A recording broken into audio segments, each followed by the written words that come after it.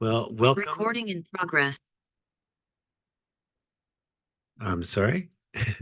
I'd like to welcome everybody here, especially, I guess we added a new neighborhood to our group, Pleasant View. Thank you for coming as well. We have a full agenda, so we're going to just go ahead and get started. We'll begin with a prayer by Laura, and then Matt will lead us in the pledge.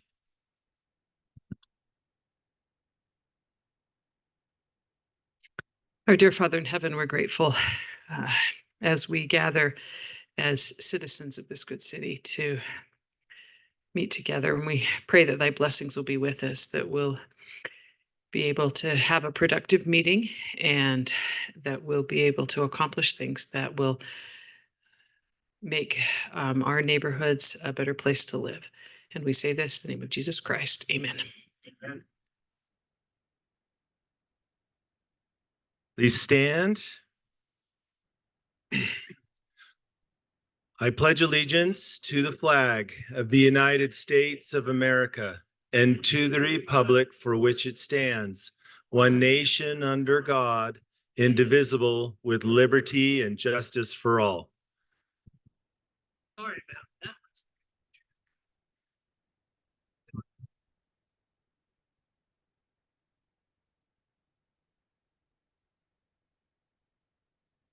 Okay, so our first topic is it's a department topic, which will be presented by the city planner, Hannah Salzl.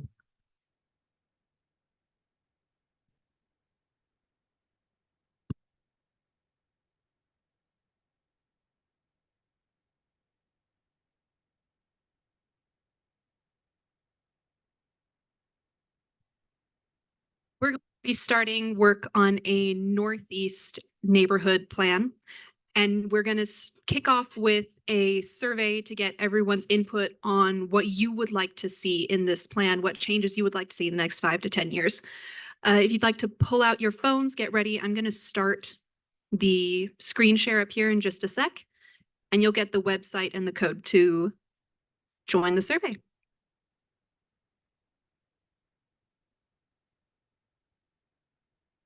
Our neighborhood isn't listed on here. Should we not be the entire district? Yeah, we want feedback from all of District 1. Even if you don't live within those neighborhoods, you probably interact with them more frequently than other parts of the city do.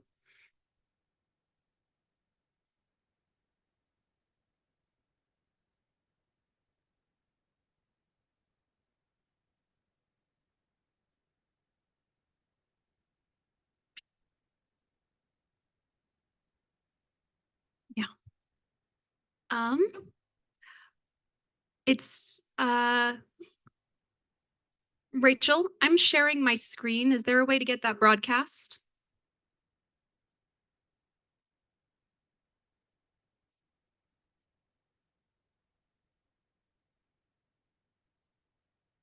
While we're getting that set up, the website is ahaslides.com. That's ahaslides.com. ahaslides.com. And there's going to be a /17L as in Lima, G as in Guru, 0. So 17LG0. ahaslides.com, 17LG0. It should be on the screen soon. This is not my desktop. ahaslides.com /17LG0. Thank you.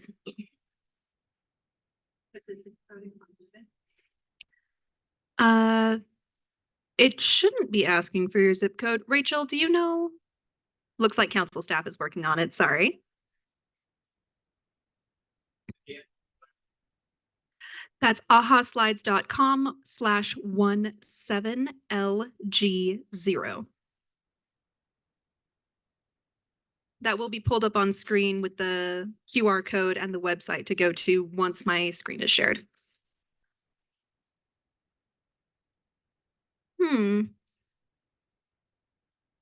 It's a 0.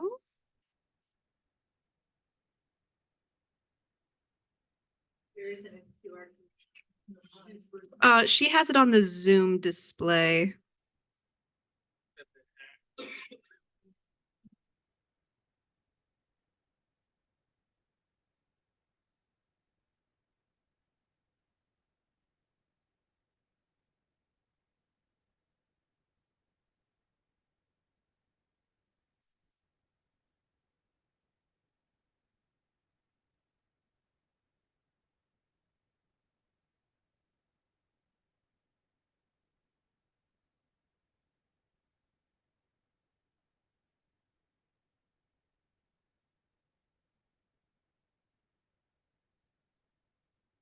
Yeah, ahaslides.com. Just a moment. Let's try this screen sharing again.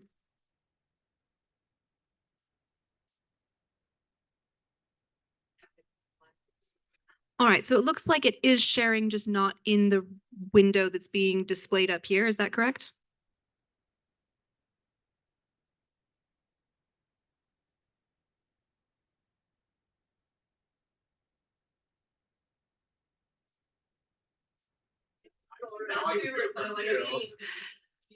Council staff?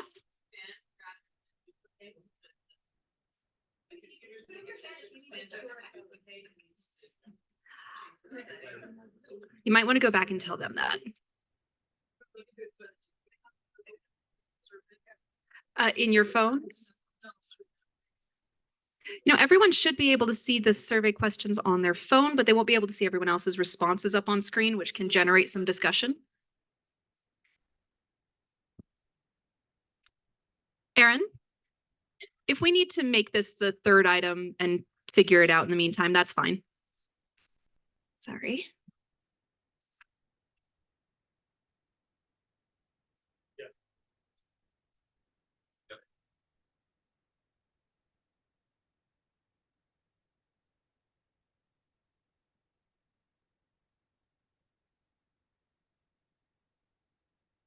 And who has the survey on their phone?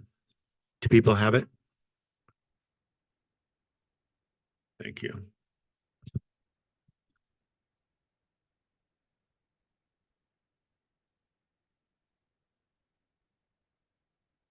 This is taking a little longer than we'd hoped to put together, so we're going to swap the second and third items. We're now going to hear from Dave Bragonje about the proposed, his request for a zoning map amendment on the project on 5710 North University Ave.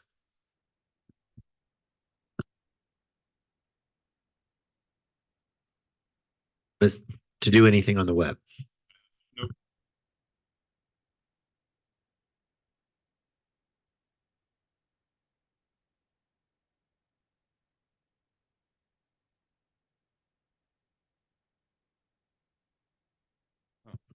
There we go. Hello. Are we going to have some slides coming up here? Oh, okay. I could just tell that one joke I know while we wait. I'm David Bragonje. We're looking at some of the Facebook comments on the way up. Someone speculated that maybe I was associated with Ryan Smith. I'm sad to say I'm not. I wish I was. I'm not. So this project doesn't have, it's in the area, it doesn't have anything to do with his project and his work that he's doing. I was asked to focus mostly on the zone change versus the building that we'll see a picture of.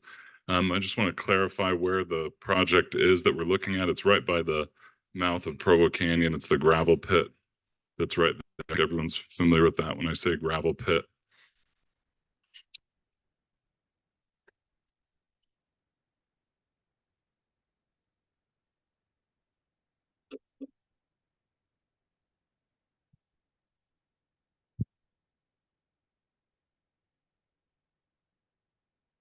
Maybe I'll just go ahead and get started here with some of the items.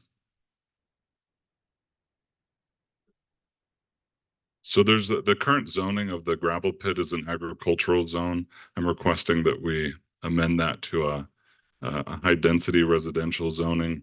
The master plan does have this in there as a residential use in the future. Here we go. There's pictures. Yeah, I'll hold the microphone closer. Is that okay? I gotta hold it right here. Okay, so again, I'm looking to go from a current agricultural zone to a high density residential. Some of the reasons for that is that the current agricultural zone doesn't conform with other properties in the area.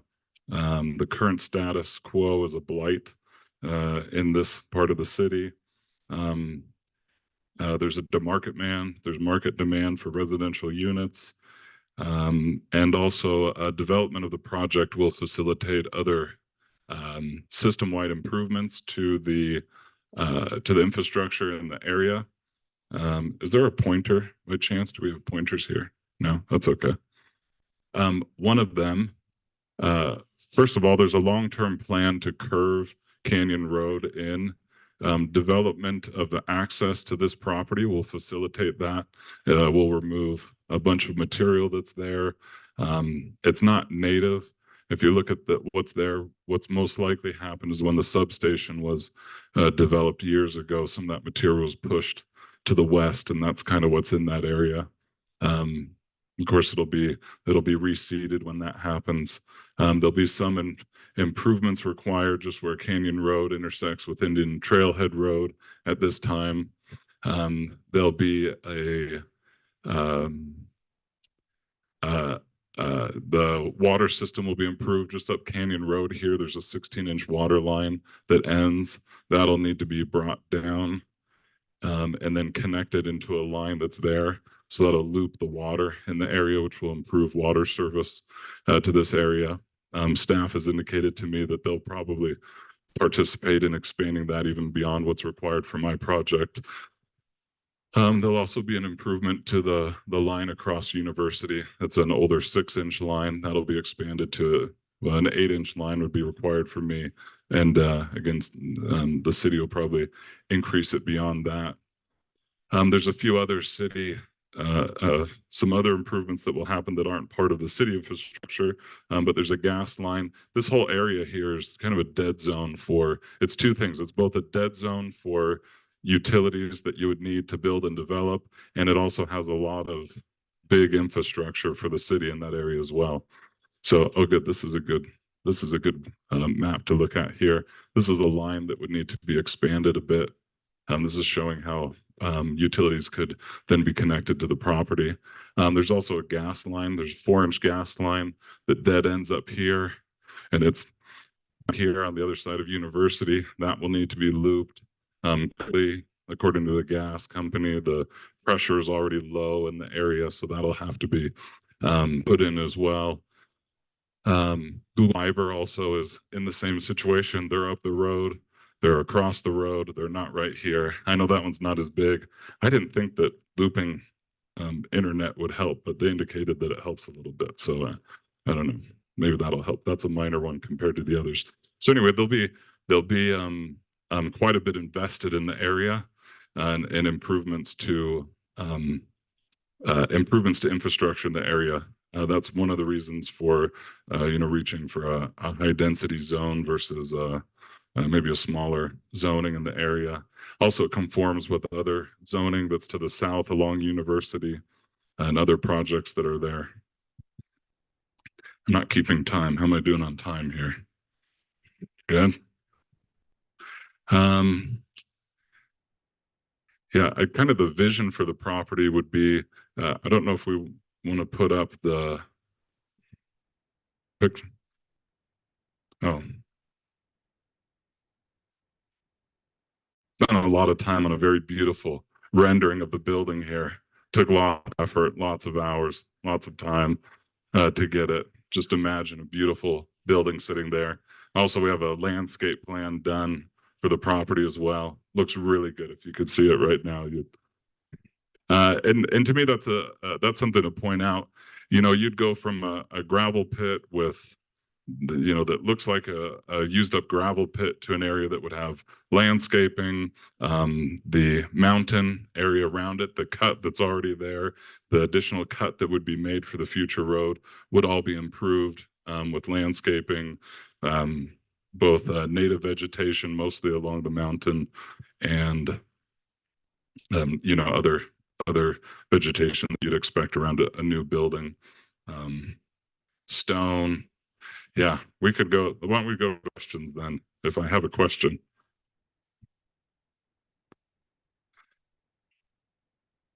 Yeah, the drawing that I have in there shows 74. And that's with that's the beautiful picture that's not here, has 74 units in it.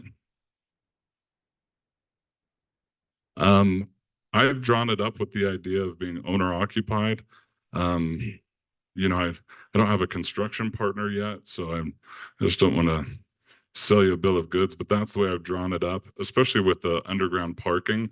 With the underground parking that we show, there'd be about 1.5 underground parking stalls per unit. So most of the residents, the vast majority, would be parking underground, which is a great amenity to have.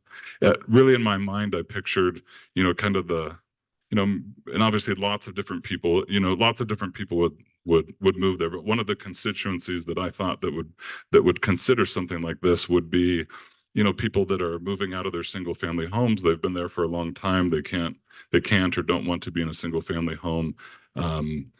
But something like this where they have elevators and underground parking and they can buy, that's again why I was thinking of an owner occupied. The way we have it drawn up is mostly 2 bedrooms and 3 bedrooms and some 1 bedrooms as well. I mean, I know the project across the street, the townhomes, they were a little bit bigger, more 4 bedrooms. So I was thinking we'd be here, units that are a little bit smaller than what was going to be offered to the west. A couple quick questions. One, and they also asked me to keep the focus as much as possible on what we're really looking at. While the details are important, those are subject to change, as you said. Right. And so the biggest question here is, do we change the zoning? Do we change it to high density?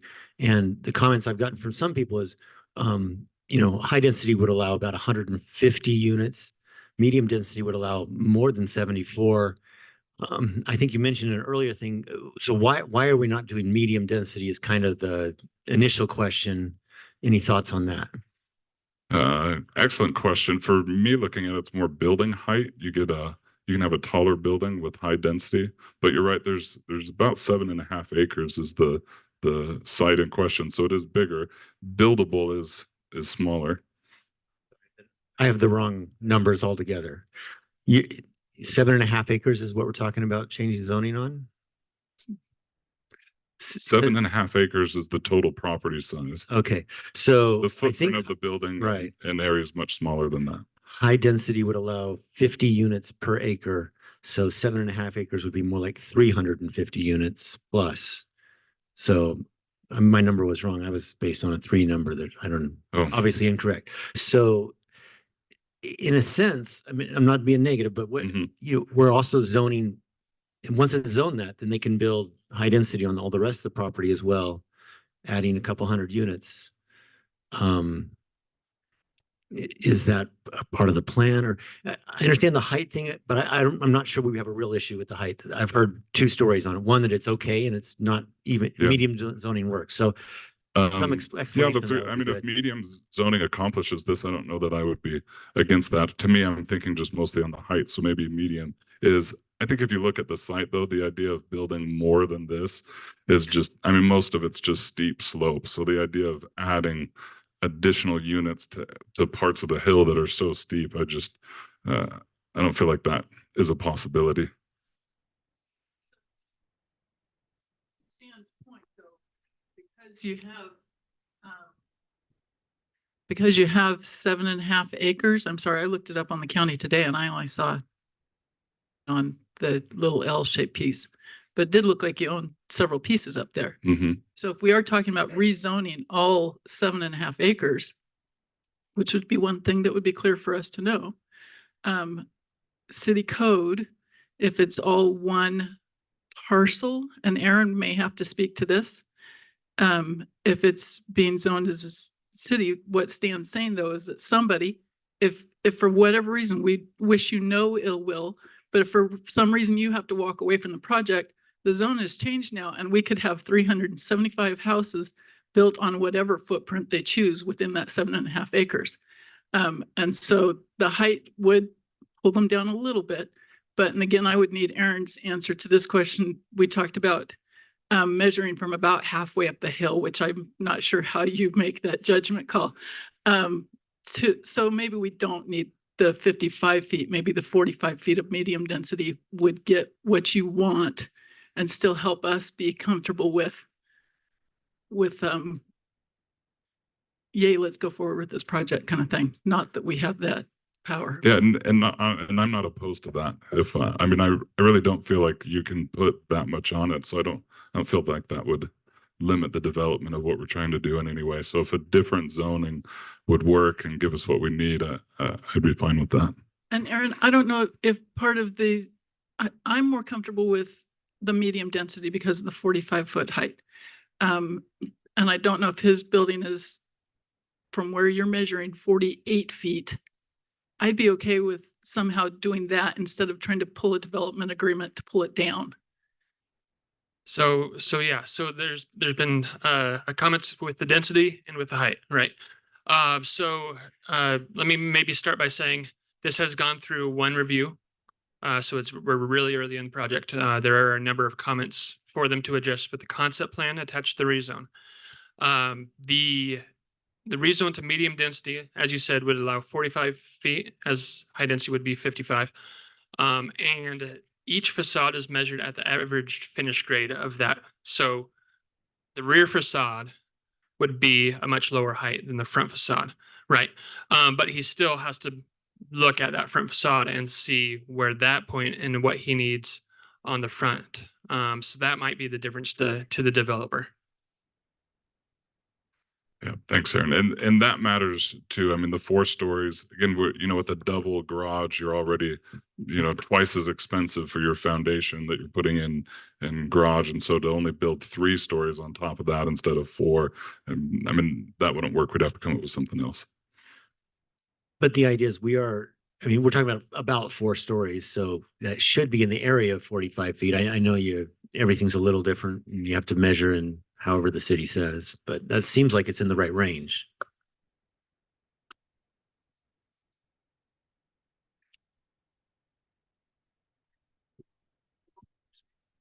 That very well. But it seems to me we're talking about an area that is currently blocked off from access to University Avenue by a guardrail with lots of traffic interchange going between those who are going up 189 and those who are turning left.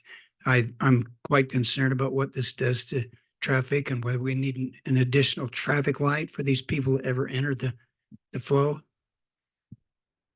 Traffic lights. So I've spent most of my time on traffic and roads and stuff in this area. The way that it's drawn up now, the access would be off of Indian Trailhead Road. This is more city staff that could weigh in on this, but there is a plan to put a traffic light there. UDOT's agreed to it. They've looked at it. I've drawn up plans for a new road there. The city has them. We've been going over that stuff for years. So there is work to be done. The way it's drawn up now is we would access off of Indian Trailhead Road, where I have my access. At some point in the future, there will be a swoop put in, if you will, so that it can come in at a 90-degree angle to University. But that's pretty far out in city planning at this point. Like 2.5 acres, you go 7. So how many acres are we talking about rezoning? How many acres are we talking about rezoning? They haven't decided. The area that I can build on that's not steep hillside is much smaller than 7.5. So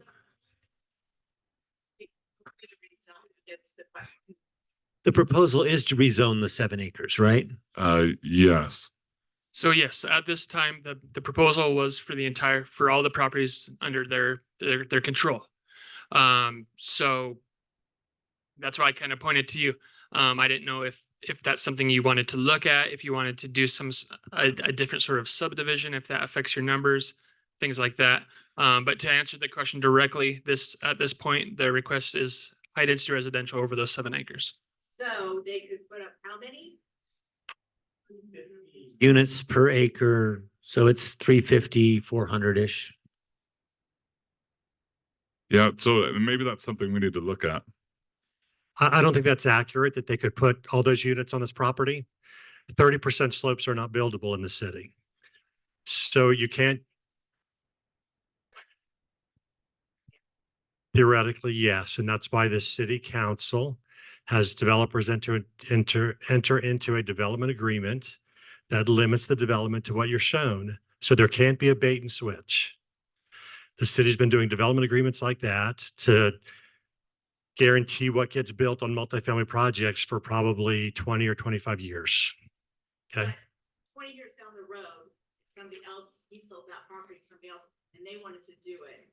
A new city council can't change their mind of what an old city council did. Yes, the new city council would have to amend the development agreement that went with this property. Yes. Yeah, thanks, Bill.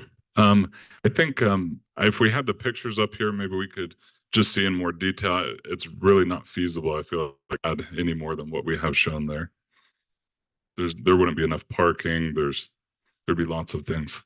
But fair enough, if we need to do something else, I mean, it sounds like all that would come out in the development agreement with the city.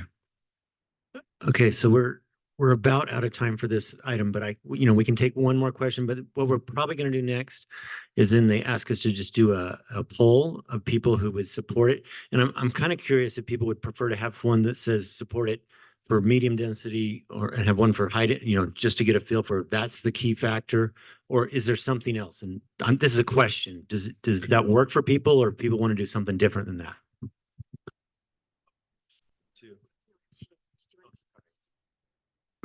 Has the public had enough opportunity to provide input on this? Is it? Yeah, this is my second meeting here. So, but at this point, at the beginning of the meeting, I would say no. Because I think there we're are a lot still of concerns, and it sounds to me like there's a lot of misunderstanding as to what this proposal really is or what it might entail going forward. So I think that there needs to be an opportunity to really look at it. Yeah, I think I would agree with that. I wish we had the pictures. They really show what we're trying to do. Okay, other than the density, since you can throw a stone from there to my house and my property. Okay, I'm asking a question. So the Indian Road, everyone calls it that Indian Road, Trailhead Road, is actually a driveway. That's what it's always been. And so we're talking about a driveway to a house at the very top that happens to now also go to the park, and a couple people have a right of way on it, is now a road. Okay, and so I'm thinking about all the problems that are on that road itself right now.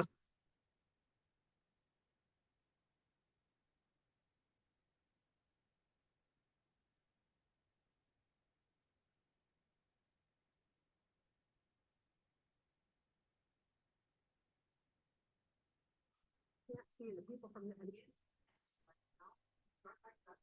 on Indian Road Trailhead is a problem. The road, whatever you call that road, the park road, coming off on a Canyon Road is a mess, and then Canyon Road and University, and I haven't seen any. I mean, I know people have talked about it, but we're already talking about a development across the street that's going to be major, and then this one across the other side, and there's already too many problems on a 2-lane road. So I'm just saying, if the city was going to consider this, I would like to hear a big plan for how to, because it's already a problem because it's a driveway that is turning into. So If I could, I'm under the impression it is a city road.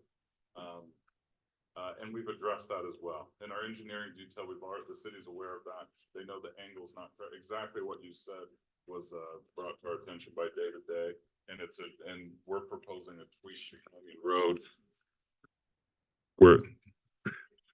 Okay. We have addressed that. So that's come up already, that angle is insufficient. So we're aware of that. We've redrawn up the road. Again, we've engineered the whole new road that goes in, I should say a concept. We have a concept plan of the whole new road going in there. So there is a lot of work has gone into these concerns. And I just say that we're aware of them and they're being addressed Stan, in our can I plans. say something before? Go ahead. Quickly, So, though.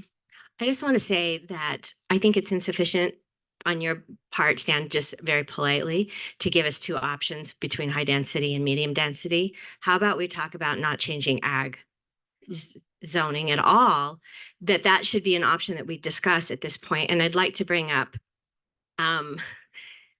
what we've been talking about, some of us for years, is why do we need to switch from agricultural land? The reason that it was designated ag is because of the nature of the terrain. going forward, Hannah was presenting that there's going to be a neighborhood plan. And I think there's a lot of us in this room that would like to see that neighborhood plan developed before we make decisions like this. This is putting the horse before the cart again and not having long-term planning. I'd like to just bring up the BYU students that did lay out a small plan. One of them brought up a really interesting point about this particular, by the way, illegal gravel pit. That gravel pit was illegally done. Never any repercussions to those who did that and violated the hillside. So yeah, it looks bad. But that, developing it with some high density housing isn't necessarily the answer.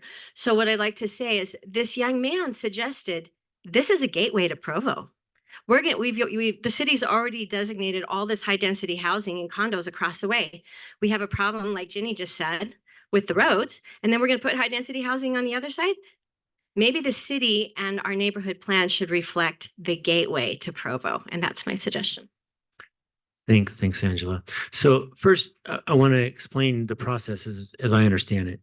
So people have said, we need to look at this more closely. This is the start of the process, but this is the limited area that the neighborhood has. The process is going to be handled mostly in planning. They said this is gone through the first review in the city and ultimately the city council. And the goal of this meeting is to find out if there are concerns and to share them.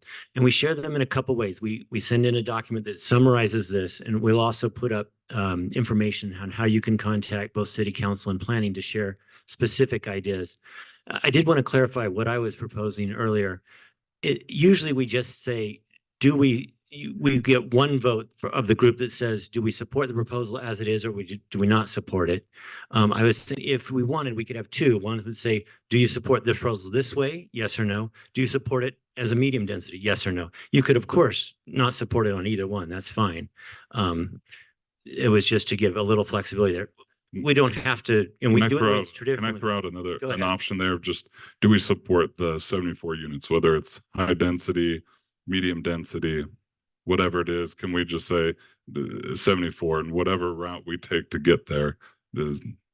That's up to this group. We could ask a third question as well.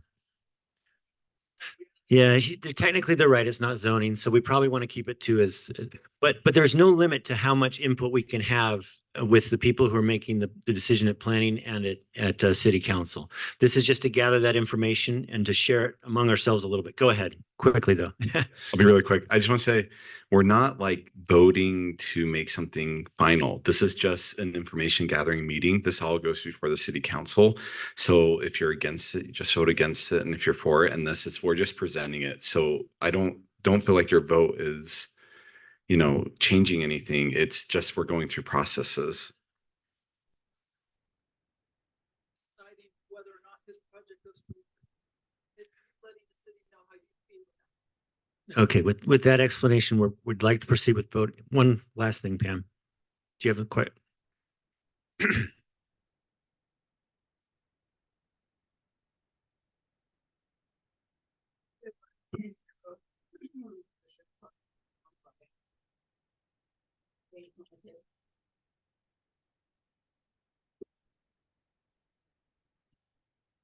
Okay.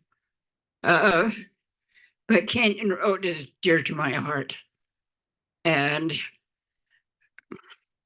I don't like high density housing anyway, especially not in Edgemont. We are trying to maintain, I call it semi-rural, because there are chickens next door. There are people who have horses and llamas and so on. And I don't want to see any more high density than there already is.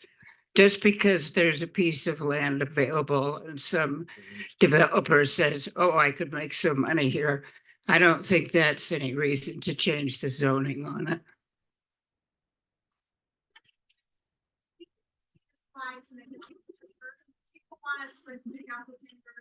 For this in the next planning item, slides, or are we okay with just zoning? Hey, hold on. Due to the technical difficulties tonight, There, we're gonna go ahead and schedule a separate meeting for the Northeast Neighborhood Kickoff. All right, we're gonna meet. The next meeting for this district isn't for another 3 months.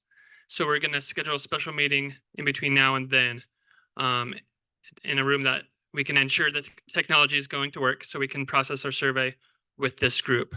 So be sure to watch your emails, watch the announcements. We'll get that information to you as soon as we set that date and time. In that case, so it sounds like we're not going to hear item 2 today. So it's just item 3. I think we can probably vote, and people can see slides afterwards.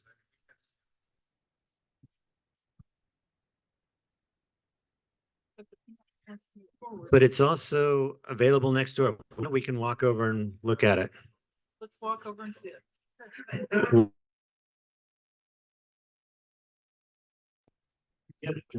We have the next project we want to have visual.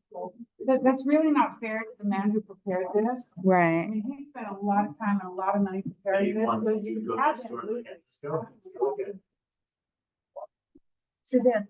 Oh, watch your Oh, car. your train. Your train.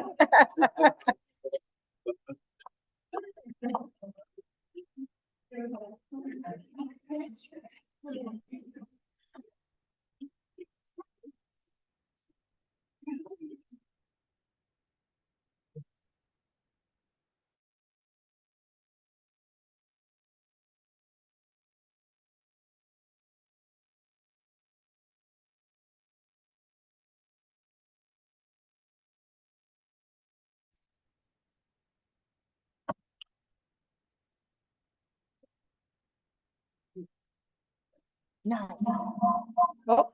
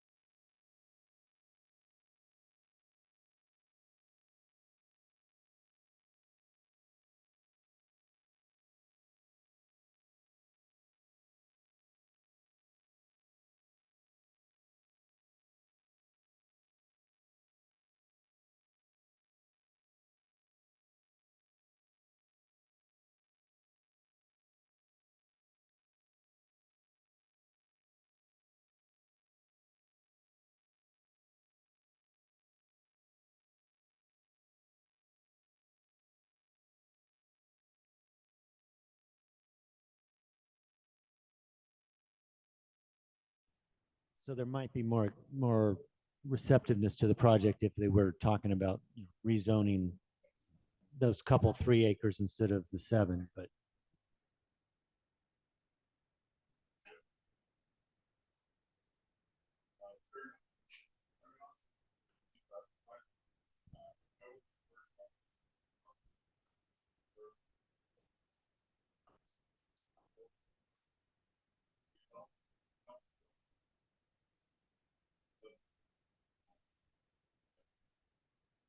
it actually stays agricultural, and that might be good for your taxes.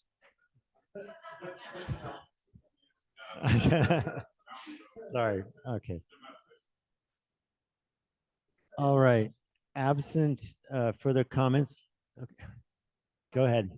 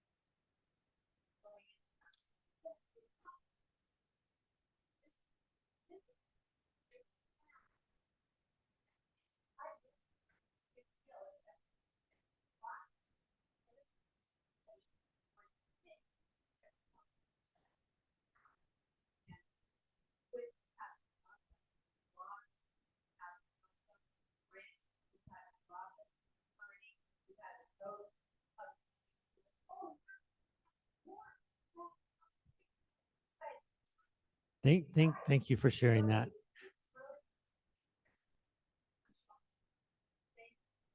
Okay. For people who are online who couldn't hear that, she's very concerned about traffic and safety issues in this area and would like the city to address those first, and was, to paraphrase, she's not in support of this and pointing out why we might not want to support it.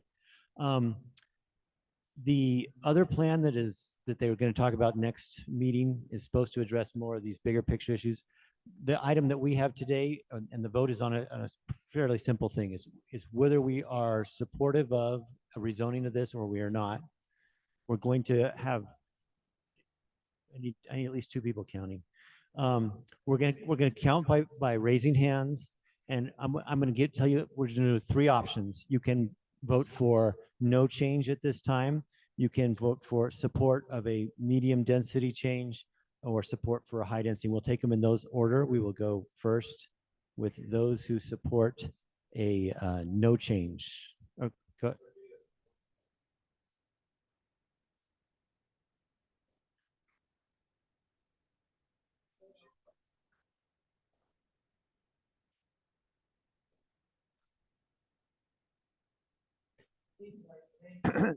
We'll make the second option be a medium density and potentially less area, a more moderate approach. I don't want to put this into 23 items.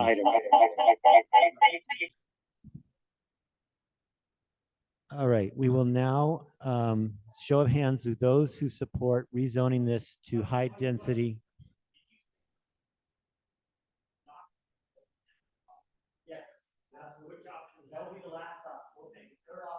The third option will be to vote against it entirely.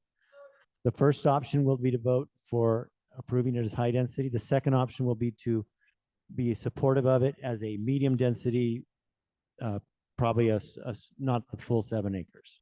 So those who are supportive of the entire property at high density. And just hold your hands up for a while so we get a count.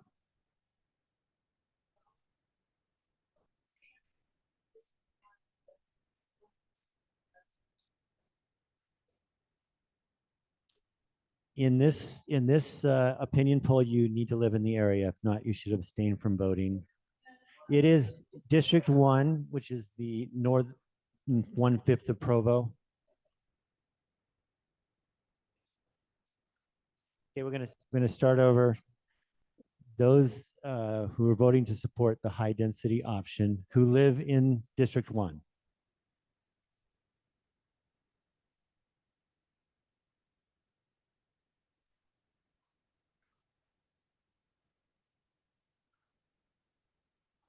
Okay, and those who would support the proposal going forward with a medium density, less than the full acreage.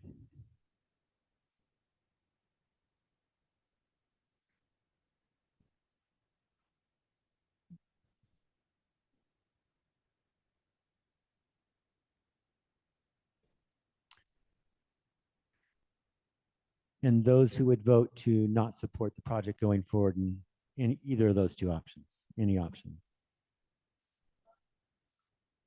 Not to rezone it, correct. It would stay agricultural. That's right.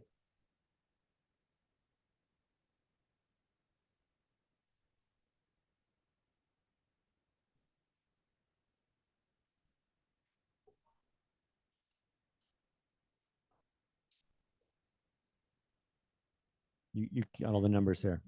All right, we are done with that item for today. There is, as I said previously, there's lots of ways to provide specific feedback. We will provide some summary of this meeting and the issues that were raised, but you can also individually submit anything you want to planning and city council.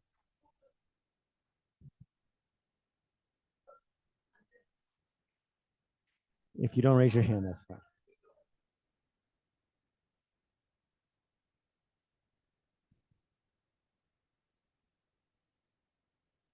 Do you want me to do that? Okay. All right. Do you have the agenda there? Excellent. Item 2 has been postponed till next meeting. So we now on item 4. Selection of District 1 chair and vice chairs. And we'll first hear brief statements from those who would like to run for chair of District 1. The list of those, Rachel, do you have a list? Here we go. Thank you. We're going to hand out ballots that have already been pre-printed with names on them. According to this ballot, I believe there's 3 people running for chair. Matt Wheelwright, Sharon Memmott, and Lynn Sorensen. No. Okay. Okay, Lynn is off the list. There's just 2 people running. We will hear from Matt and then Sharon.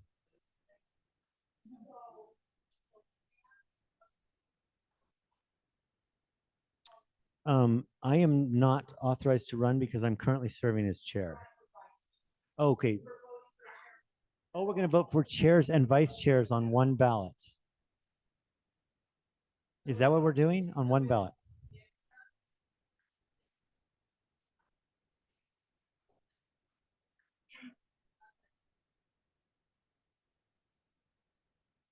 So what I understand is 2 people want to be chair, and Lynn, did you want to run for vice chair? No. Okay, so we're electing the chairs and vice chairs together.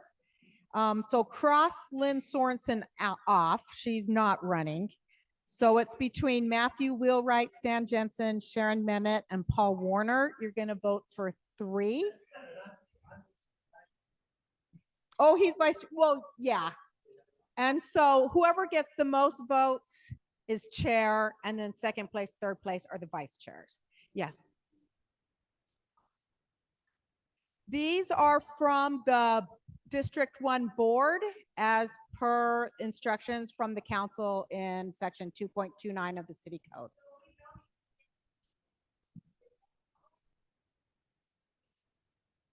The members of the board are those eligible to run for positions. If you want to be on the board, there's an election for that, but you have to be on the board first before you can run for a position.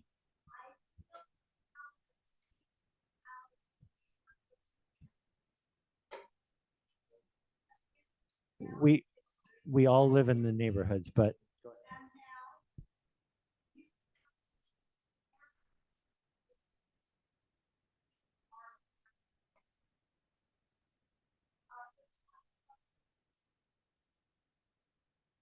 just by way of background, I very much think that we should have full say on the candidates and who is on the board. And actually, made that very, because the city council has set the rules. And there are new, there, send an email please to the council and ask for that. Give me your opinion on that. We do have a new council members this year. And I know I'm one person who wants everyone to be elected by the citizens.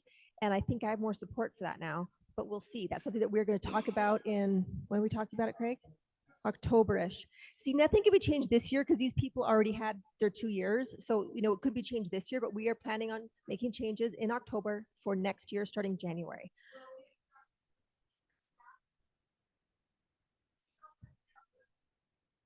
Well, there were pros and cons of it.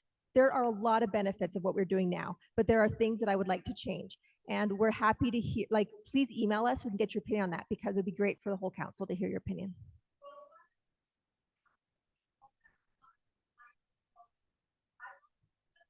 Mm-hmm. Well, whoever won, won.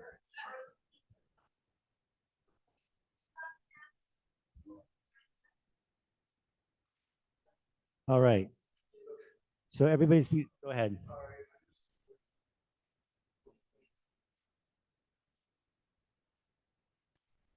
I'll clarify. There are some people who do not want to be chair. They're the smarter ones on the group. You will just vote for the 3 people that you would like to be in leadership. The one who has the most votes, who is wanting to be chair, will be, and the other ones will be vice chair. So that it will work pretty simply. 3 people, vote for 3. We're going to have them each talk to you very briefly. You don't have to vote yet. We're going to give each one about a minute. Or is that good? How? Okay, we're going to go in the order in which they appear on the paper, so that'll help a little bit. Matthew Wheelwright is first on the paper. He will go first. All right, I'm Matt Wheelwright. I've been on the board for a year, and I've been neighborhood chair for a year and a half before that. So I live in the Riverbottoms. I love Provo. I love North Provo. I love the Riverbottoms. I'm happy to serve as chair. I'm happy equally not to serve as chair, if I'm being honest. But I was vice chair this past year while Stan was running for a position. So he conceded, I guess, his chairmanship for a few months. I ran most of the meetings. So a lot of you know how the meetings go when I'm in charge. But all we're doing is facilitating conversation. Our opinion matters the same as everybody else's opinion. We're just the ones kind of gathering it. So if you think I have done well and you want me to keep going, I'm happy to. If not, no hard feelings, but I'll still be on the board and happy to serve.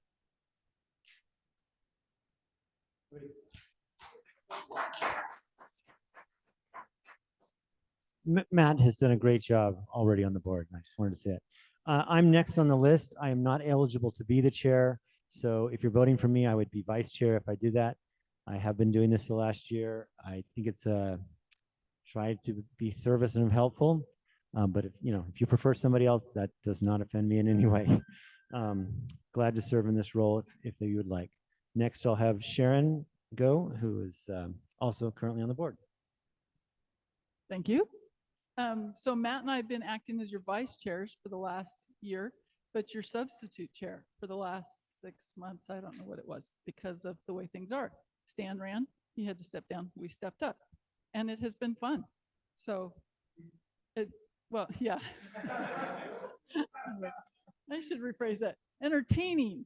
That's the word I like to use for this. It's been an entertaining process, and I love learning the process and helping my neighbors understand the process so that we can change what we don't like about the process. So. And then Paul. Paul Werner, and happy to be involved as the vice chair. Either of those that would be the chair, happy to support them. I've lived in Provo for about 50 years now and I served on the city council for 8 years, and I know what goes on behind the scenes, and there's a lot that goes on behind the scenes.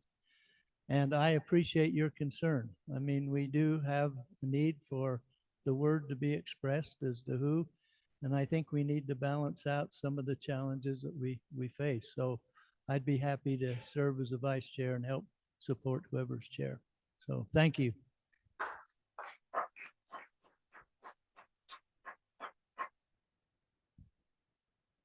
Thank you. So if you would now mark 3 names and pass in your ballot when you're done, fold it once, please.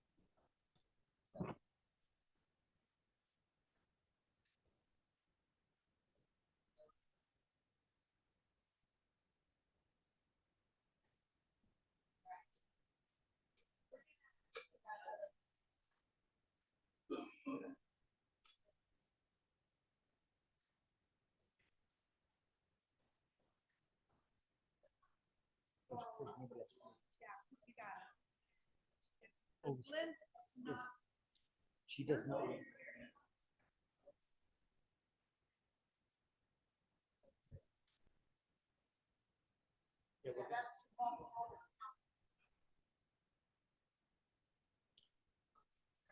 Okay, if all the ballots have been passed in, we're going to do the item for Julie Smith.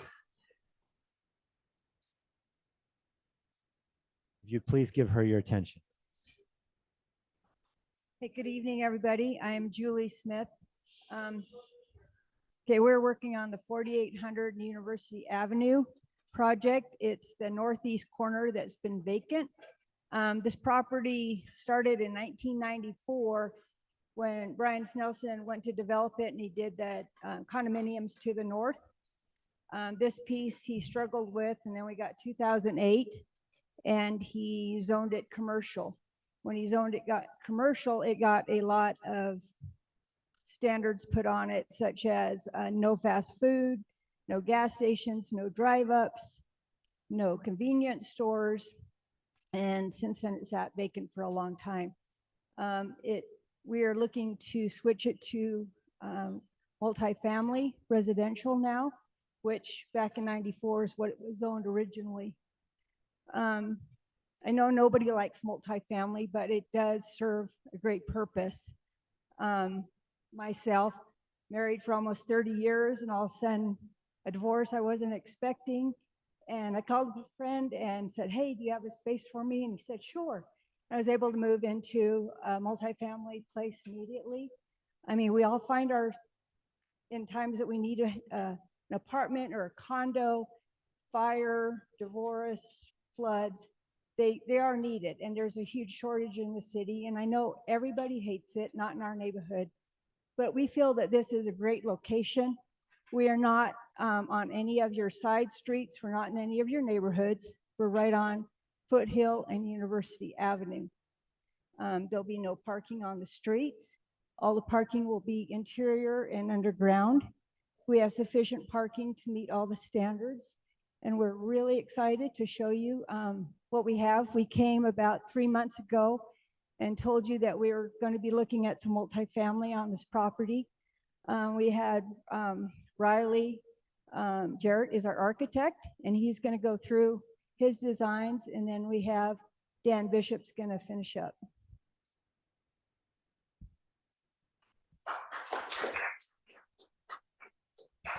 Good evening, everybody. My name is Riley Jarrett with Jarrett Architecture. This is our site plan here on the left side of the screen. You can see our project. So the idea was that we're going to put the townhomes all facing the street level. So we have a really good pedestrian access and kind of interface on there. So you really don't even see the parking garage. It's tucked behind the townhomes. And then we have an entrance lobby there on the corner there. And then on the right-hand side are the upper levels of the apartments above. If you can go to the next slide. So this is our design for the building. You can see we've done kind of a really nice material palette that we have here. We have brick on the lower 2 levels. This would be the lobby on the entrance on the right-hand side, and then the townhomes on the left. And then you can kind of see the parking garage there behind it. The idea was to give we're looking for kind of a high-end residential. We want to have a very resort feel to this. We have a mixture of units between studios, 1 beds and 2 beds. So we're trying to give it, and then also the townhomes. So we have a different mixed use throughout there. If you go to the next slide. Yeah, this is a better shot. So you can kind of see the townhomes that front University Avenue. So this is University Avenue looking back across the street. And then up on the 3rd level, you can see where we have some of our amenities. So we have 260 units. We have over 23,000 square foot of amenities. We have a mixture of outdoor pool, a clubhouse. We've got a lobby, fitness room, leisure plaza. We're gonna have a dog park, a dog wash, bike parking, storage, interior storage units. We're gonna have electric car charging stations. We kind of have a wide range of amenities that we've done on other projects similar to this. If you go to the next slide. So here's kind of a view of our 3rd level pool area. This is obviously just our first concept, but it would be something similar to this. We have the swimming pool. We've got a plaza. We'll have barbecue. We'll have different canopies. And then back behind there, there's going to be an interior clubhouse where we can have events and different entertainment there. Let's go to the next slide. So here's kind of a building section or site section here to kind of give you a good idea. So as you can probably, if you know the lot, you know there's a lot of grade that we're dealing with. And in order to do that, we strategically place the parking garage up against that hillside to act as a retaining wall. But then also the best use for that is obviously parking. And then you can see the townhomes over on the right-hand side on University Avenue, and then the 4 levels of apartments there. So our heights range from 48 foot to 73 foot, just depending on where the grade is as you go around the building. And let's go one more slide. And then here we superimpose the building on the site. So you can kind of get a feel for it as it sits there with the other adjacent properties that have similar use. We have the other multifamily further to the north. We have the other, and then we have an additional multifamily kitty corner from us across the street. And then you can see the Riverwood straight across. So this kind of gives you a good feel of the size and the height of the building and how it's going to fit inside of the neighborhood. We feel like this is a great product, and we're excited to look to hear your feedback. Dan?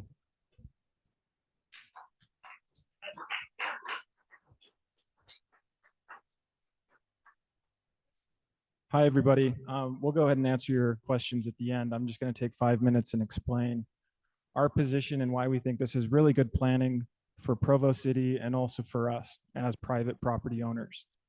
This is approximately 2.65 acres located on the northeast corner of University Avenue and Foothill Drive. And it is exactly what you see. It's an urbanist concept. It's a mid-rise building. It's a high-density building. And we think this is exactly the right place for it. Go ahead and slide to number 3. When we look at sites for selection like this, there's a couple main things we're constantly looking for. One is the major traffic roads that don't impact neighborhoods. These are already very highly trafficked roads. And as we've done an impact study, and I'll talk about it later, our proposed use doesn't really impact the traffic of these high functioning roads. As you can see, we've got Riverwoods Mall, walkable distance from our property, the theater, and then also professional offices. We really like professional offices because those are our tenants. People who can afford to live in luxury apartments are high earners. And we like to look for places where people are working. So that's a supportive and complementary use. We'll go to the next slide, please.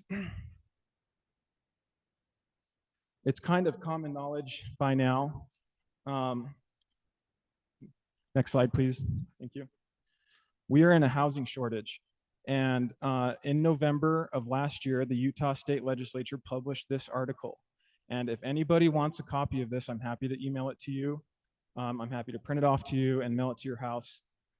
And I'm also happy to share with you these slides. There's a lot of words up here. But basically, the main takeaway is these are some pretty serious politicians in our state government that are considering pretty radical land use changes on a state level to accommodate almost 30,000 units of additional growth for the next 20 years. Okay, so our friends at the Chem C. Gardner Institute at the University of Utah, their demographers and economists actually think that number is closer to 60,000. Okay, so there is a real need for housing in the Wasatch Front in strategic locations like this. We'll go to the next slide, please. This is my big concept of why and visually communicate why we think this is good planning. Okay. My grandpa played university basketball at Utah, and unfortunately I didn't get any of his athletic skill, but he did pass on to me an admiration of a coach named John Wooden, who was the UCLA basketball coach and is probably the greatest of all time, men's basketball coach. He published a thing called the Pyramid of Success. And when he starts articulating what it is, he always starts with the cornerstones. Okay, you don't start at the top, you start with the cornerstones of why this pyramid makes sense. So this is my best attempt to make the pyramid of success for high density planning. Okay, the first cornerstone is nearby transit and major roadways. There's literally a bus stop on this property. Okay, the second one on the left or right hand corner is walkable retail and professional office. I touched on that a little bit. And then the capstone that supports this product is ultimately aligning with the general plan of Provo City. Okay, next slide, please. If you haven't listened to anything I have to say, listen to this. And that is, we would not be spending the type of money or time on this product if we didn't believe this aligned with the general plan of Provo City. Okay, the general plan states that future planning in Provo should encourage higher density along transit lines, the downtown area. I interpret that as nodes like the Riverbottoms and intersections on major roadways. We've got all three of those. The unique topography and size of this site is a major consideration. One thing I'm learning in my career is that all the sites that are left to develop are the challenging ones. Okay, this site has real topography issues. And we believe our rectangular design really maximizes the site to its fullest potential. And I think this is creating a unique infill strategic opportunity for Provo City and this neighborhood. Where do you want density in your neighborhood? Do you want it on agricultural properties, or do you want it on zoning for commercial properties that have huge traffic roads by them? One of the major, this cross section right here, one of the major considerations we made is we wanted to make sure that there's 4 single family homes that are abutting our property. We wanted to make sure that our building was lower than their views. We don't want to obstruct the neighbors' views of valley views or lake views. Okay, that's one thing we've always wanted to focus on. High density residential is established along University Avenue, which is a major roadway, and is a precedence for high density and located on the Riverwoods node in Provo City. Riley Jarrett is an expert in designing parking structures, okay? And that's what we do. We build these mid-rise buildings. This parking exceeds the requirements that Provo City has. And and the sewer capacities have been represented to us from development review committees from Provo City as adequate for this kind of use. Next slide, please. Okay, so one of the main things on this site that has a real thing going for it is the general plan talks about encouraging active transportation with easy access to public transportation. And then they later go on and say, support efforts to expand bus rapid transit routes to key destinations such as the hospital and the Riverwoods Business Park, underlined, and the airport. There's literally a UTA bus stop located on this property on University Avenue. We've talked to UTA, we've talked to UDOT, we've collaborated with them in our design. And the two things that they've told us that we're happy to accommodate with is we're going to be expanding the UTA bus line on University Avenue. That will include a northbound right turn deceleration ingress lane to be installed. The concrete median to be installed on Foothill Drive is to prevent any eastbound left entry to the site. So both accesses will be a right in, right out with significant traffic controlling. We also commissioned a traffic impact study from Hells Engineering, and they concluded that high density zoning doesn't meaningfully impact the established traffic flows on either of these roads. Why? Because they're huge roads. I'll get to your question in a minute. Thank you.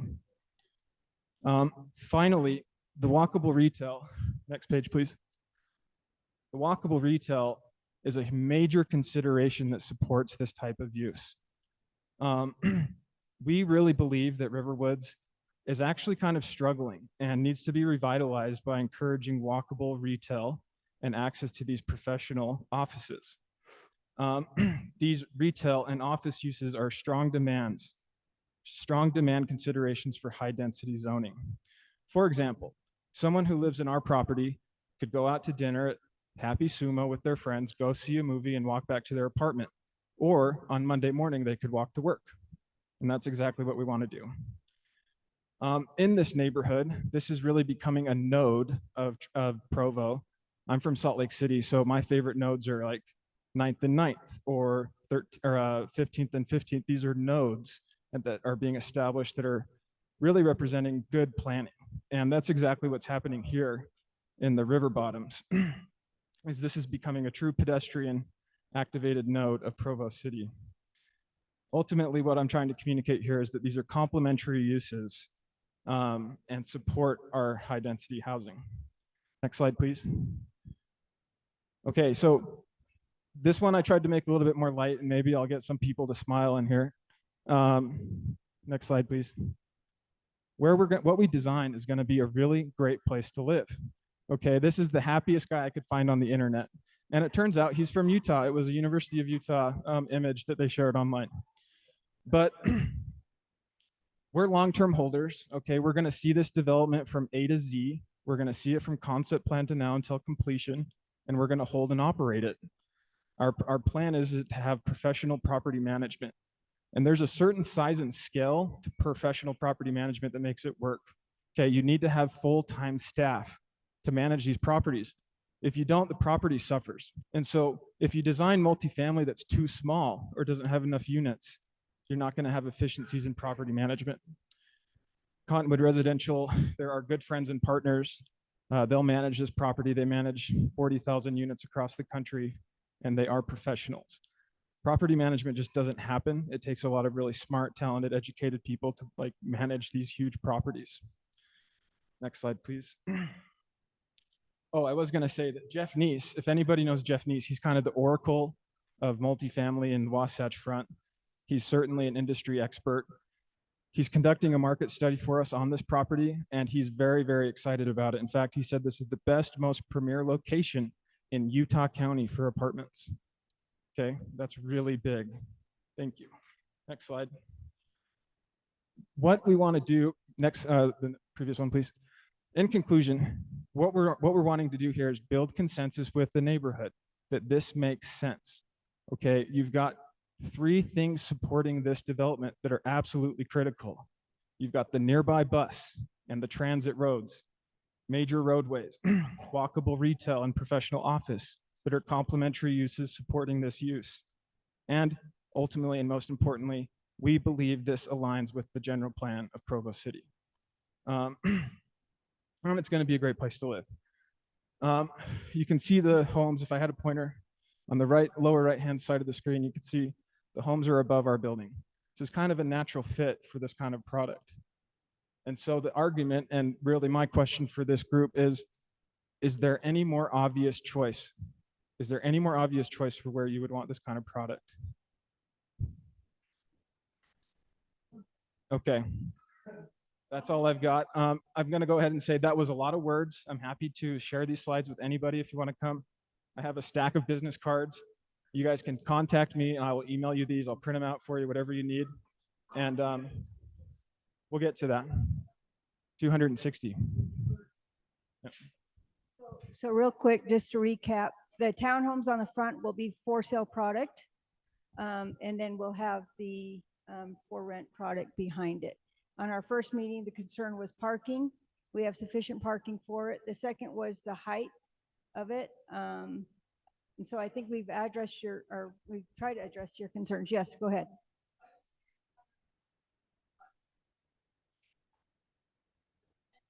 Yeah, so it's a studios, and 1 bedroom is 1 1/4, and a 2 bedroom, or 1 1/2, I'm sorry, and a 2 bedroom is 2 1/4. Yes.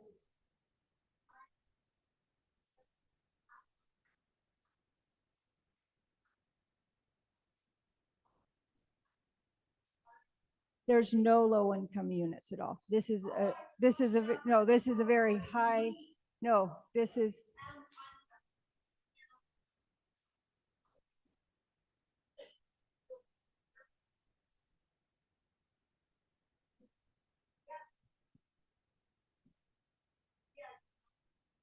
These are market rate apartments and they'll be for sale.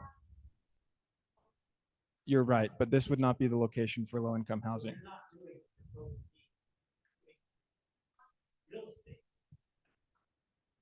Well, no, like there's a need for like this. Yeah, I think there's a great need for high end, what we're providing. Okay, I just want to get the context for this, and we're going to take comments. We're going to take everybody's comments. We are going to ask you to come forward because your comments can't be heard by anybody online if you don't come forward. So in a minute, we'll take comments, but I want to give the format where we're at. There's not a specific proposal here. There's an implied proposal that this would be high density, which is not permitted in this area right now. So it would be a zoning change. I think that's accurate. So so this is a preliminary, so you'll probably come back because no plans have been submitted to the city. So this is in early stages. They are looking for feedback. We want the feedback to be clear and polite. And comments, you need to come forward. You come forward and bring comments now. At the end of this, we will have a opinion poll whether you generally support or generally do not support the project, but we'll take specific comments. Go right ahead. It's on, isn't it?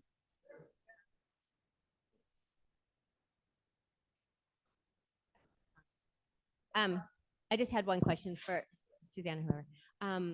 So he was indicating it would be right in, right out. So are you trying to have the traffic come down Canyon Road onto Foothill to make that a right in, or how would that look? That's just what my question is, the traffic flow. Because if it's right in, where's the right in coming from? Off of University? Okay.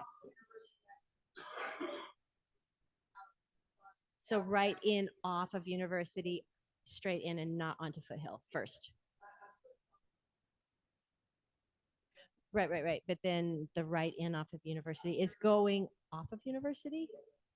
So did you guys get the easement with the other? So they okay. That's just, I was just wondering about that easement.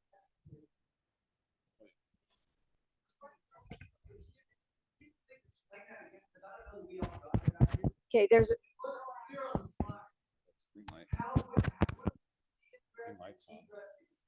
it's existing right now.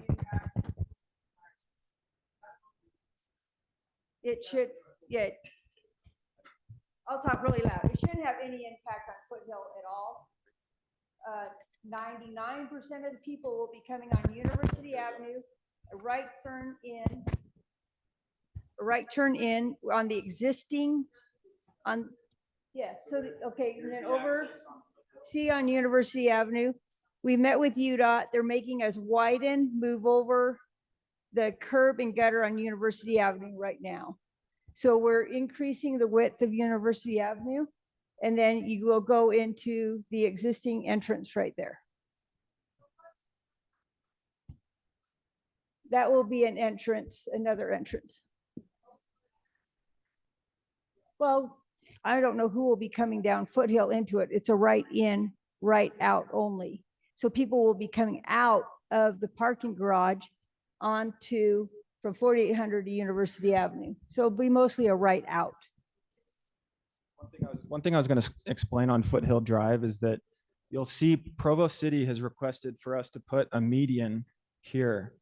Okay, so the law will be that people have to go up, make a U-turn at the appropriate place, and go back northbound into the property here.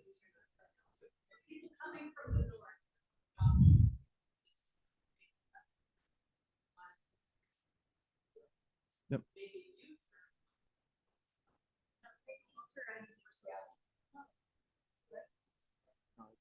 It's gonna proceed down. If you're familiar with the area, there's a retaining wall right there. That area will be a good spot for it. But the idea is that we don't want to stop traffic here for left turns. We don't want people to be turning into our building. Nobody would want that. And a right turn, right out on both accesses is sufficient for our use.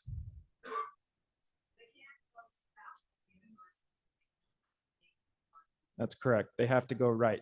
It's a right in, right out.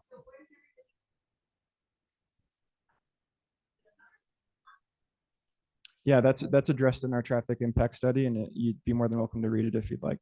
I'm happy to provide that to you. Wherever it's legally allowed. That's the answer. It will be defined with Provo City throughout this process. We don't know exactly where, but it will be defined. Correct. That's right. So that's what makes this property unique, is we already have access rights from UDOT. No, it's a right in, right out on University, and it's a right in, right out on Foothill. Right there. That's considered, yep, that's considered and legally permissible.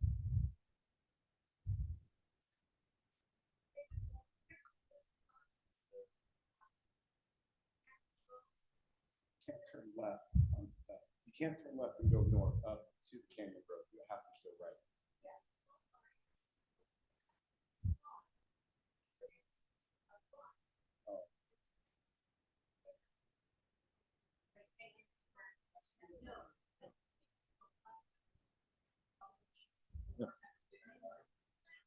Riley, do you want to talk about?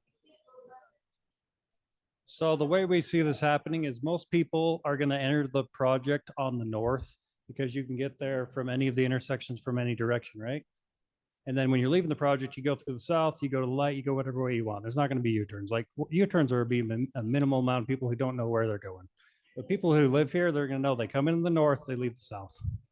That shouldn't be an issue. Yeah, so but the main use will be they'll be exiting through there. Because then they can go straight to that light, they can go right on University, they can go left on University, they go straight. It shouldn't be an issue. No, not entrance only. No, and sorry, we didn't make that very clear, but that's how we see it kind of functioning, is most people are going to go up to University and come into the building on the north side. Next question. I'm stealing the mic. Sorry. Cool down over there.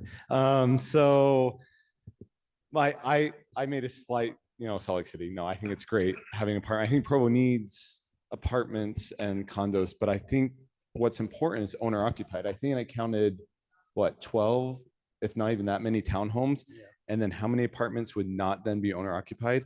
And there are other apartments that have been built that I've gone through that are tenant only. And when you're not owning it, there's not a lot of love going into it.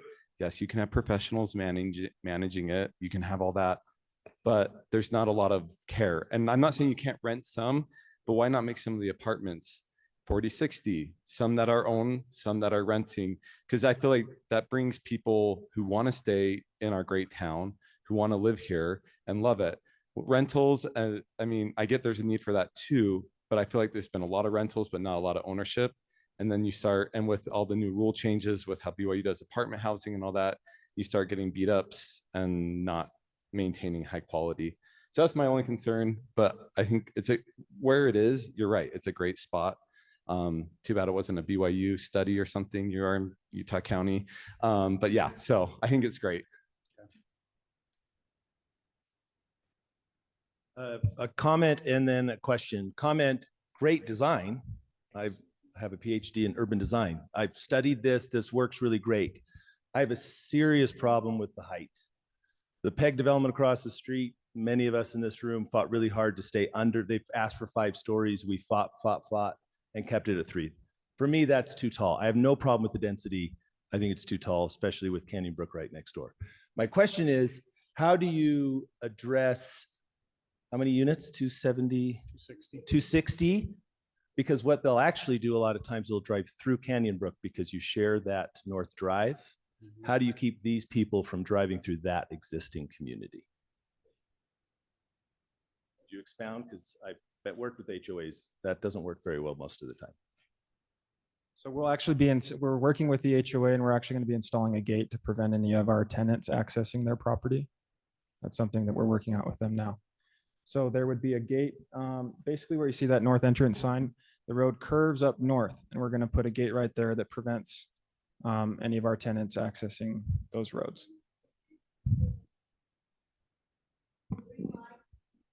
Oh, okay.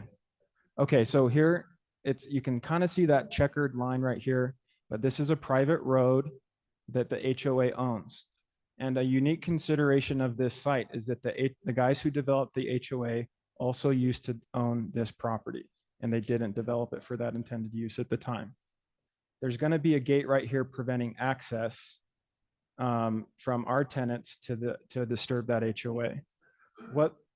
There's also a trash can right here, and we're negotiating a shared access and maintenance agreement with that road with the HOA. And we'll be maintaining it. It's a private road. We'll be snow plowing it. We have all the equipment to do that. Does that answer your question? Okay, thank you. Sir?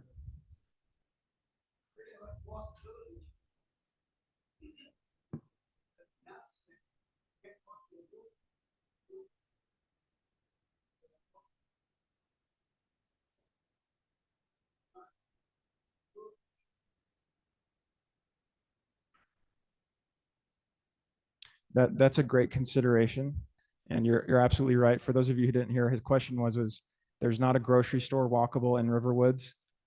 You're right, that isn't the case now, but that may be the case someday. The idea is to make it pedestrian oriented and an urbanist design. Okay. So to go along with what you said about the height, so we live in the Mountain West, and we all love our mountains, particularly Nelson's Mortuary. That's right across the street south of this development. And it's really upsetting to hear that this is going to be this high. If you go into Nelson's Mortuary, and it's absolutely beautiful, he built the whole thing with all those north-facing windows. He was told by Provo City that they would not be allowed to go over 2 stories across the street. I don't know if that was just by word of mouth or whatever, but that is the selling point of his mortuary, and you should go in it. It's beautiful.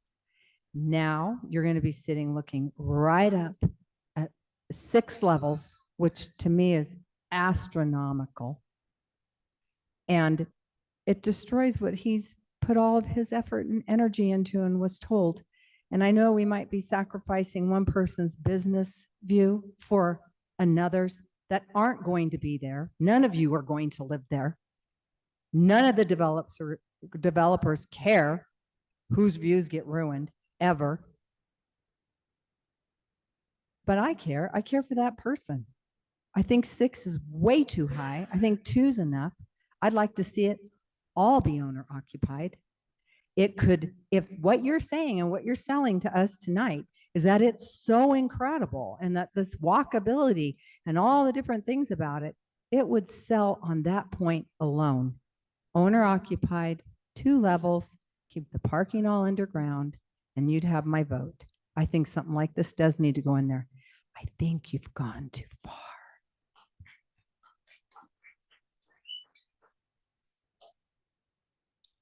Okay, I love that it's about the same as all of them on that side of the road, all of the buildings. And it's where it belongs down there. It's not going into a neighborhood. And I do care that they took into accountability those houses above them so they didn't block the view of the houses above them, because that is very important. But I think this is where something like this belongs. And it is that zone. It was that zone before, but all the places right next to it are zoned that high. And I don't remember how high the other ones are. Do you guys remember how high, how many stories are the ones? They're 5. The 3 to the north. They're 3 or 4. They're 5. Okay. Anyway, I'm just saying they're all along there. It's a great place to put it. So I like it. Again, we don't need more high rises on Canyon Road. And another thing, high income people don't ride the bus. I'm low income and I don't ride the bus. So I lived in San Francisco as a missionary, and then I lived there after college for a while, and I made a lot of money and I rode a bus every day. And there is certainly demographic changes to that. People want transit, people prioritize public transit, and with the bus being in there, in my mind, this is a slam dunk. Let me talk about the height restrictions and what Matthew talked about with the property. I guess that would be southwest of here, what PEG Development did. A few considerations on that. First is that property did not have an access on University Avenue. Secondly, it's a very large property. I think it was about 10 acres. Okay, so the size of this property is a major consideration for this zoning. In general, we're about out of time. We're past our break by 15 minutes. So thank you. try to I was keep just them going to very say short. that with our small size of property, if a project worked, it would have worked by now. There'd be something built there. It's a raw piece of ground. And candidly, we have private property rights. Okay. We need to build a building that's large enough to support a full-time staff to operate it. And we can't do that on a 2-story walk-up on a 2-acre piece. So whereas it worked southwest of here, please take into consideration the size of the lot is a very major deal. On 10 acres, that works. You can have a full-time staff.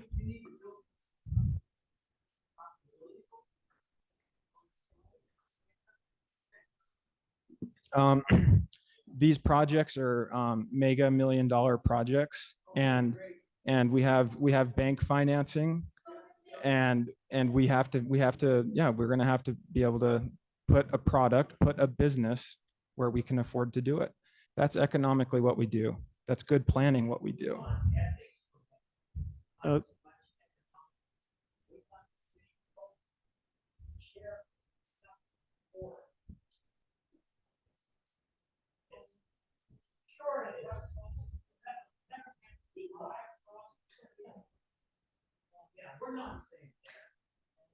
Okay, that's a good point. Yes, we're gonna vote now. Unfortunately we're over our time already by 15 minutes for the meeting. There's the implied proposal. We can do an opinion of whether they support or do not support the project that's been put forward. So yes, the implied change in zoning that would take place if they built this, because this is not currently zoned. This would have to be zoned high density. That's okay. So whether you would support a higher, or actually it's above high density, I guess, whatever, the proposal. And you can also provide other input through the same ways as the other ones. You can provide the planning and so forth, although they haven't submitted a plan yet. So there's not a specific project yet. There is a piece of property and there's a general proposal. So we're going to do a quick count.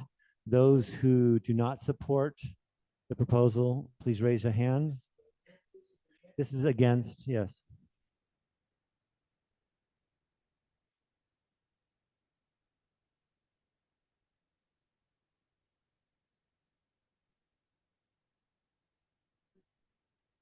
And those who are in favor of the proposal that are in District 1.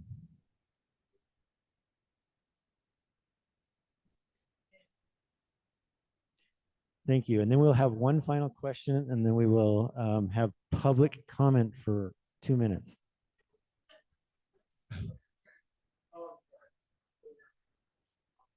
Boy, a final question that better be good. I guess my question is, and it kind of comes back, I'm Robert with Riverside neighborhood and been there for years as the chairman, but it was on the PEG development. We worked really hard, as Matt said, on the height. It wasn't so much the use, it was the height and the density. This piece of property, I don't think it can be used. It's not going to be single family homes. I don't think it right now it can be used as fast food or anything. So something's got to go there. But I think it's the height. Is there a different density or height that we can vote on? And I guess not for this meeting. Okay. But what is the density that can go on that piece of property right now? How many units could go there? It's currently commercial. This would be 6 stories. I'm not sure what. That's above. All right. I did want to announce the results of the election was that our new chair is Sharon Mehmet. Vice chair is Matt Wheelwright and Stan Jensen, and Kent Johnson is the secretary who was unopposed in his race, which saved us about 10 minutes by itself. All right. That is our last item, although we do have a public comment. So if somebody has a public comment unrelated to the topics we talked about today, they can come forward now. If not, we will stand adjourned. Go ahead.